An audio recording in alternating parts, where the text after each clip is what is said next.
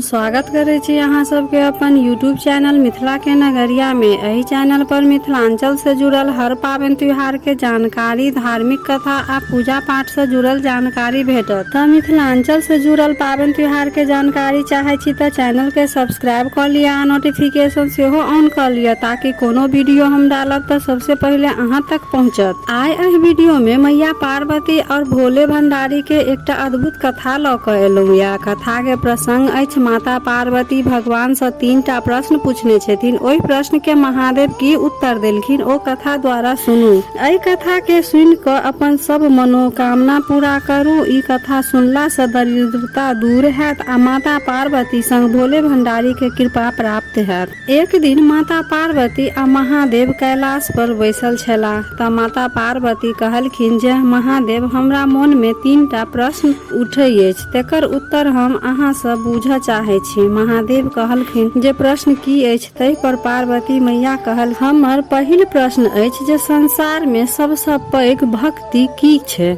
दोसर प्रश्न अछि संसार में सबसे बड़का दान की अछि। आ तेसर प्रश्न अछि जे दोसर के पाप अपन सर पर के लै अछि। भगवान शिव कहलखिन कि हे पार्वती, एहि तीनों प्रश्न के उत्तर ला हम अहाँ के कथा सुनबै छी। से कथा अहाँ ध्यान से सुनब आ ओहि कथा में अहाँ के प्रश्न के उत्तर रहत। तो चलू हम कथा सुना रहल छी।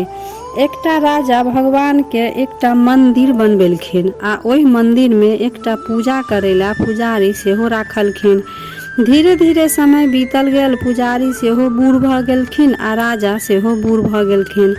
लेकिन राजा के एकटा नियम छलनि जे ओ रोज एकटा माला बना क भोरे भोर मंदिर पर भेज दै छलखिन आ ओ माला पुजारी श्री कृष्ण के मूर्ति पर पहिरा दै छलखिन। राजा जखन मंदिर पूजा करेला अबै छलखिन त पुजारी श्री कृष्ण के पहिराओल माला निकालि क राजा के पहिरा दै छलखिन। ई सब दिन होइत छला। एक दिन राजा के तबियत खराब भ गेलनि त राजा सब दिन जका माला सैनिक के हाथे मंदिर पर भेजवा देलखिन आ अपने पुजारी जी से कहवा देलखिन जे आइ हम मंदिर पर नहीं आब, से हमर आशा में नहीं रुकब। पुजारी जी सब दिन नाहित भगवान के ओ माला पहिरा देलखिन। पुजारी सोचलखिन जे राजा सब दिन एहि माला के पहिरै छथि, लेकिन आइ तक हम ई माला नहीं पहिरली। अतेक दिन बाद भगवान हमरा ई मौका देलथि। पुजारी जी माला श्री कृष्ण के गला से निकालि क अपने पहिर लेलखिन। तखने सिपाही दौड़ल एलखिन आ कहलखिन जे पुजारी जी महाराज मंदिर के तरफ आबि रहल छथि, से तैयारी शुरू करू। पंडित जी घबरा गेलखिन आ ओ अपन गर्दन से माला निकालि क श्री कृष्ण के गर्दन में ध देलखिन। पंडित घबराहट में बिसरि गेलखिन जे हम की गलती क रहल छी। आ जखन राजा मंदिर पहुँचला त सब दिन जका माला भगवान के गला से निकालि क राजा के पहिरा देलखिन। लेकिन राजा के नजर माला पर पड़ि गेलनि जे देखलखिन माला में एकटा सफेद बाल लगल छलै। राजा बुझि गेलखिन आ पुजारी से पूछलखिन ई सफेद केश अहाँ के अछि। पुजारी डरा गेलखिन। पुजारी कहलखिन नहीं, ई सफेद बाल हमर नहीं छी, ओ श्री कृष्ण के पाकल केश छनि। राजा के तामस उठि गेलनि जे एक त छल केलथि आ दोसर पुजारी जी झूठ सेहो बजै छथि। राजा कहलखिन भगवान के बाल कहिया से पकऽ लगलनि से हम काल्हि श्रृंगार के समय में अबै छी आ देखबनि जे भगवान के केश कारी छनि कि सफेद। झूठ पकड़ा गेली त अहाँ के मृत्यु दंड भेटल अछि। ई बात कहि क राजा ओतऽ से चलि गेला। आब पुजारी जी श्री कृष्ण के चरण में बैठ क कहथिन प्रभु हमरा से गलती भ गेल, हमरा माला पहिरे के लोभ लागि गेल, हमरा क्षमा करू, हमरा राजा के क्रोध से बचाओ। भरि राति पुजारी सुतलथि नहि जे हमरा तक काल्हि मृत्यु दंड भेटले अछि। राजा दोसर दिन श्रृंगार के समय में मंदिर पहुँचला आ कहलखिन पुजारी जी कृष्णा जी के मुकुट हटाओ, हम कनि हिनकर केश देखियनि जे केश सफेद छनि कि कारी। पुजारी डराइते मोन से मुकुट हटबै छथिन। पुजारी जी अचंभित रह जाय छथिन। कृष्ण जी के केश सफेद रहै छनि।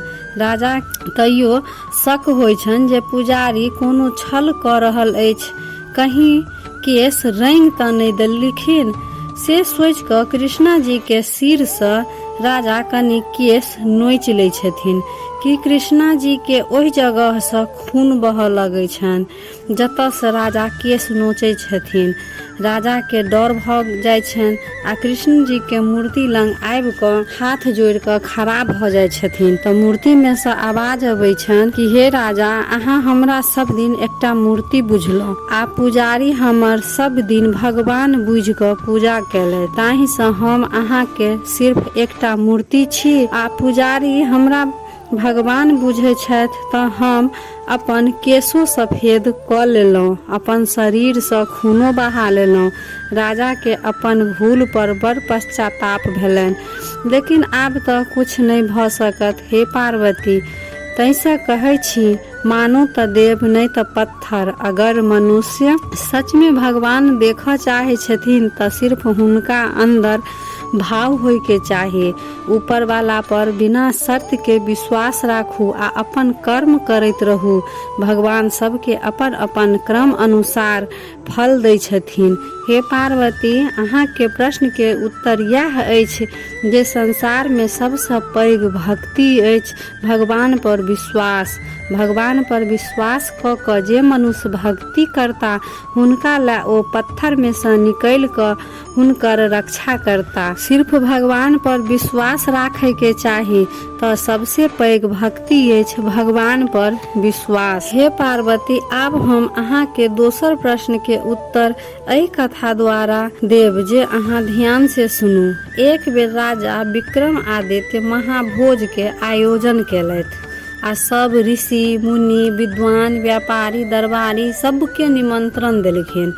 सब केओ भोजन करऽ एलखिन। भोजन करते समय ई चर्चा उठल जे संसार में सबसे बड़ दानी के छथिन। सब मिलकर विक्रमादित्य के सबसे बड़का दानी मान लेलखिन।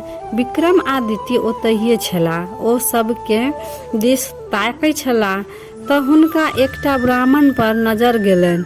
ओ कुछ नहीं बजै छलाह, चुपचाप अपन भोजन कऽ रहल छलाह। विक्रमादित्य ओहि ब्राह्मण से कहै छथिन जे ब्राह्मण देवता, अहाँ चुपचाप किएक छी? अहूँ अपन राय विचार दियौन। ब्राह्मण सोच में पड़ि गेलाह जे सच बाजू कि नहीं। अगर नहीं बाजब तऽ झूठ के पाप लागत। ब्राह्मण के चुप देख कऽ विक्रमादित्य कहलखिन, ब्राह्मण देवता, सच सच बाजू जे की बात अछि। तब ब्राह्मण देवता कहै छथिन, महाराज, हमरा क्षमा करब। हम मानै छी जे अहाँ बहुत बरदानी छी, लेकिन एहि धरती पर अहूँ से पैघ एकटा राजा छथि। ओ राजा 1 लाख स्वर्ण मुद्रा रोज जाबे बाँटै नहीं छथि ओ भोजन नहीं करै छथि। ओ राजा समुद्र के ओहि पार रहै छथि। हुनकर नाम कृतिध्वज अछि। ब्राह्मण के बात सुनिकऽ राजा के मन में हुनका से भेंट करे के विचार उत्पन्न भेलनि। ब्राह्मण देवता के सच बाजै पर विक्रमादित्य बहुत धन संपत्ति दऽ कऽ ब्राह्मण के विदा केलथि। तब विक्रमादित्य भेष बदलि कऽ कृतिध्वज के महल पहुँच गेला आ कृतिध्वज के भेंट कऽ कऽ कहलखिन, राजा साहब, हम उज्जैन के एकटा क्षत्रिय छी।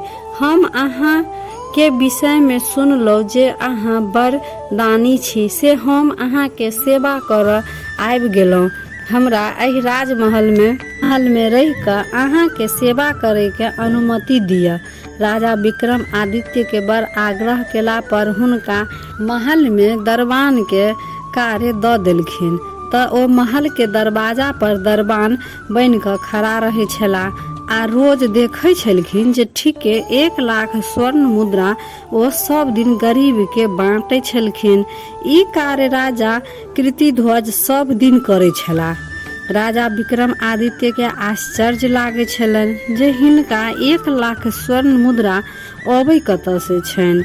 तब विक्रम आदित्य राजा कृतिध्वज पर नजर राखऽ लगली। एक दिन देखलखिन जे आधा रात क कृतिध्वज जंगल में जा रहल छथि। राजा विक्रम आदित्य सेहो हुनका पाछू गेलखिन।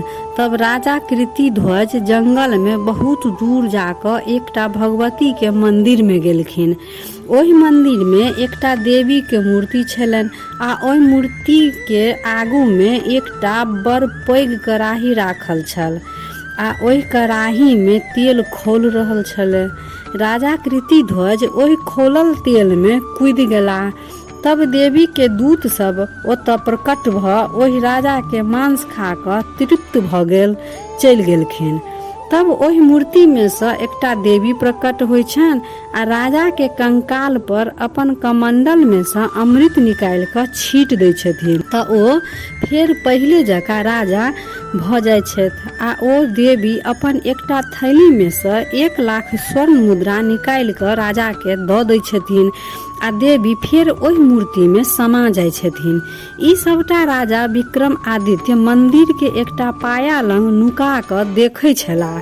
जब राजा कृतिध्वज ओतऽ से चलि एला तब विक्रम आदित्य ओहि कराही में कूदि जाइ छथि।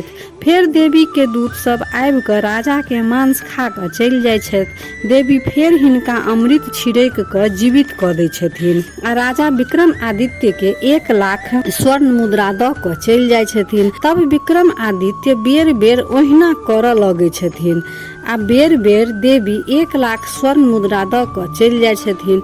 एना विक्रम आदित्य कएक बेर नहि केलथि। तब एक बेर देवी सामने जब एलखिन तब विक्रम आदित्य से कहलखिन जे अहाँ बेर बेर हमर दूत सबके प्रसन्न करै छी। हम बड़ खुश छी।